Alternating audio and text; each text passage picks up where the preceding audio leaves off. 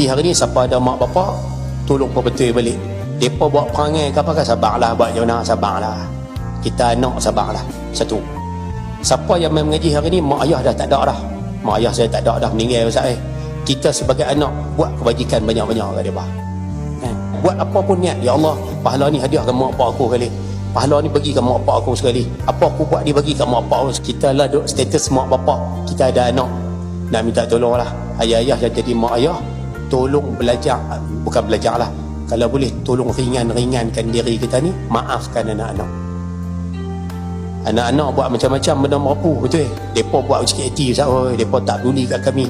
Kalau boleh, maafkanlah mereka. Sebab kalau kita tak maafkan mereka, hidup mereka susah. Kalau bahasa kasar sikit, kita panggil sel, hidup dia sial terus, jadi sel terus. Kalau mak pak marah, khususnya mak lah, kalau anak-anak mak lah.